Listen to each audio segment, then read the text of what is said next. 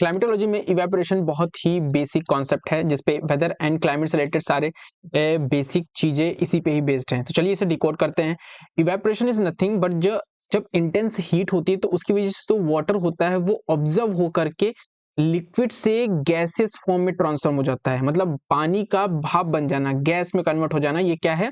Evaporation. ठीक, चलिए अब देखते हैं कौन कौन से फैक्टर इवेपोरेशन को इन्फ्लुएंस करते हैं। तो 7 फैक्टर हमने यहाँ लिख रखे हैं और एग्जाम में इन्हीं से कोई पूछा जा सकता है। जैसे कि क्या टेम्परेचर ज्यादा होने पे इवेपोरेशन कम होगा कि ज्यादा होगा? तो टेम्परेचर ज्यादा होने पे इवेपोरेशन ज्यादा होगा। अब ह्यूमिडिटी क्या है कि amount of moisture in the air. तो जब moisture amount of moisture air में ऑलरेडी कम होगी तभी तो इवेपोरेशन ज्यादा होगा, तभी तो वो एयर और ज्यादा वाटर इवेपोरेट करेगी, है ना। अगर मॉइस्चर ऑलरेडी एयर में ज्यादा रहेगा तो इवेपोरेशन ज्यादा नहीं होगा, तो ये केस चलेगा। और वाइस वर्सा में उल्टा होगा। ठीक है। एयर प्रेशर, अब एयर प्रेशर का जब ज्यादा एयर प्रेशर होगा तो इवेपोरेशन कम होगा, क्योंकि हाई एयर प्रेशर का मतलब ही क्या होता है कि एयर क्या करेगी? सबसाइड करेगी।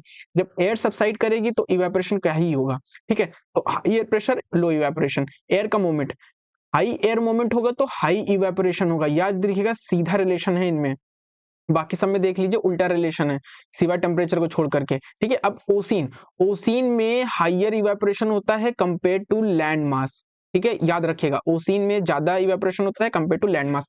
अब इवेपोरेशन, एक पॉइंट आपको ये भी याद रखना है कि इवेपोरेशन डिक्रीज होता है फ्रॉम इक्वेटर टू पोल, मतलब आप इक्वेटर से पोल की तरफ जब जाओगे इवेपोरेशन आपको कम होता हुआ दिखेगा। क्यों? क्योंकि पोल्स, जैसे जैसे आप पोल की तरफ जाओगे तो आपको सनलाइट कम दिखेगी। जब सनलाइट कम दिखेगी तो इवेपोरेशन भी तो कम ही होगा ना, क्योंकि हीट की वजह से ही वाटर ऑब्जर्व होता है, उसी से ही इवेपोरेशन होता है, तो वो कम दिखेगी।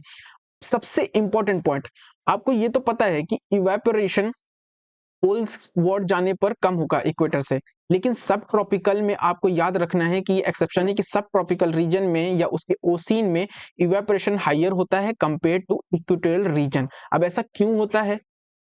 ऐसा इसलिए होता है क्योंकि सब ट्रॉपिकल रीजन में एक तो क्लाउडलेस होता है और क्लाउडलेस रहता है जिसकी वजह से हीट ज्यादा होती है। जब हीट भी ज्यादा होती है साथ में, क्योंकि ये हाई प्रेशर जोन में होता है तो रेनफॉल भी नहीं होती है, रेनफॉल नहीं होती है, हीट भी ज्यादा होती है क्योंकि क्लाउड नहीं होता है। ठीक है।